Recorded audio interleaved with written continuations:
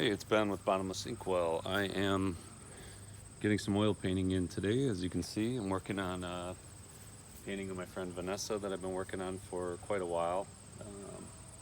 Got her figure down and some of the features of her face, but I'm taking a break from the sculpture marketing, essentially, that I've been doing for a little while now, and getting some painting in, which is important. It really helps with making sure that I'm staying true to my creative vision.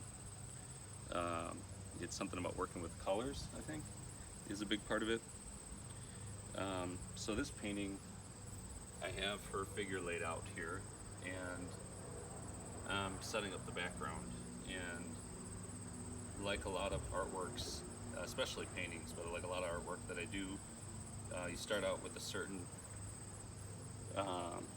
vision for it, and then I lay it out, and then I see where it goes from there.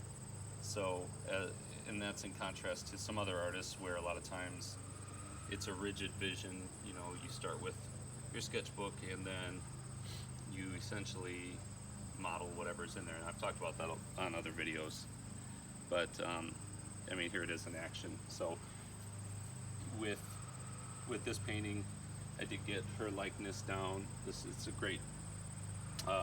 She gave me permission to use one of her photos. I thought it seems like all my neighbors love to mow one at a time. As soon as one finishes, another one starts. I don't know if you can hear me or not. I'm gonna keep going anyways.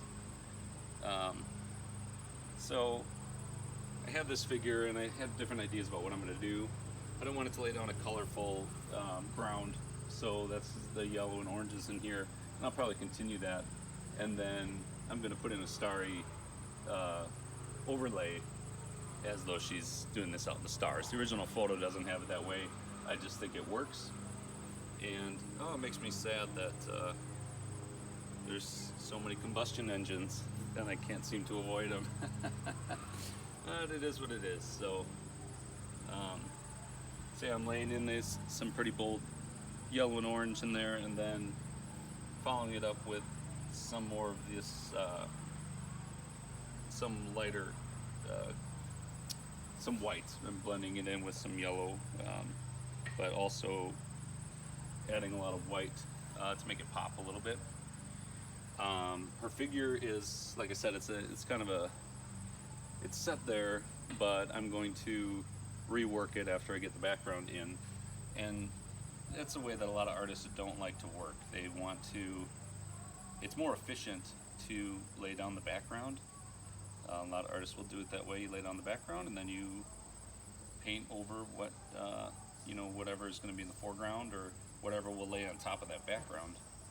But for me, I like to go back and forth because it's its own dynamic. When you kind of change the plan as you go, I think it makes for more interesting artwork, essentially.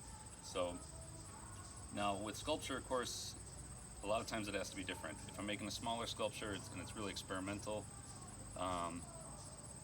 I'll do the same thing. I'll adjust the design as I go. But then for some other artwork, like my chimney swift habitat sculptures, you have to be pretty regimented. You have to be pretty precise and stay pretty true to the original design, because essentially it's a big, heavy sculpture. It's going to be permanent once you make those. And if you deviate from it too much, with the one that I made, the prototype, there's a whole group of people that have approved the design, so you really can't be too experimental. There's a lot, there's a little bit of wiggle room in there to do that, but not as much as making artwork just freestyle. So yeah, I've been doing that and enjoying this.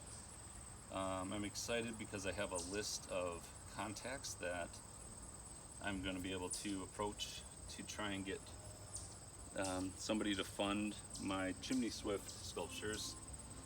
And if I haven't said it before, I'm saying it again. I essentially am trying to chase my art career and make something happen again, because I've for many years have because I have children, you know, I've had to take other jobs that aren't really in line with my vision, my creative vision, because there's bills to pay, and there still are. But with quarantine and COVID and everything, I took some risks with some friends and acquaintances to help with their business, and they didn't pan out, is the polite way to put it. For me, they panned out for them. But I still feel like I have a little bit of a chance to try and find funding for my chimney swift sculptures. So I'm going to reiterate that, just what those are. You know, essentially the chimney swift sculpture is an environmentally conscious sculpture that would help chimney swift birds that are in decline have more nesting sites, because people cover up their chimneys. So it's a sculpture that replicates a chimney, so that the birds will have more sites and help maintain their population. But it's also a sculpture that is you know, meant to get people thinking about the environment in general, and the human effect we have on wildlife, because wildlife is the canary in the coal mine, you know, quite literally. You know, I see a piece, oh, there's a hair hiding in here. I don't like it when there's hair.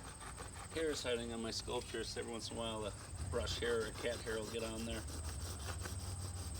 I sold one to a good friend one time and didn't notice it was covered in hair, so ever since then I've been a little self-conscious about there being any kind of hair on any of my paintings. So, but anyways, with the chimney swift sculptures, it goes beyond just, I mean, it's of course important to the chimney swift bird. You know, it's an insectivore, eats a lot of mosquitoes, and it's just a cool bird. They call them the flying cigars. It's a cool bird to watch as it flies. You know, usually at sunset, there'll be tons of them flying around. But it's also just to get the momentum going for environmental artwork in general.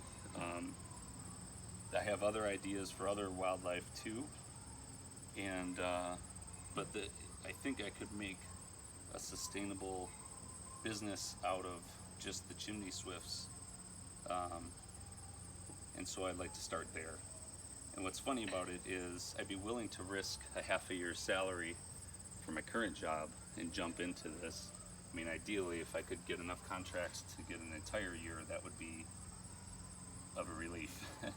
But it's hard work building concrete sculptures too. It's a lot harder than working on oil on canvas like I'm doing now. And I'm not afraid of hard work, but it is funny to me because I've gotten the criticism already from one of my good friends, like, you know, it's a lot to ask to do something so decadent as making artwork these trying times.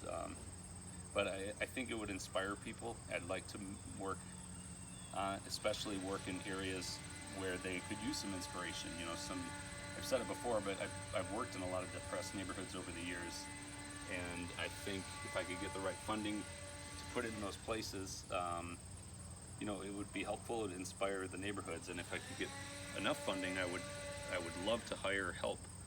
I've worked with volunteers before, and I would love to work with volunteers again, but especially if I was working in a neighborhood where people could use the work and learn some of the skills that I've been taught and I've learned, I think it could be doubly helpful. So I'm gonna have to wind this video down because it's Saturday here in Wisconsin, and people like busting out their combustion engines and tools and things, I guess, when they're not drinking beer and eating cheese. So, but it's coming along.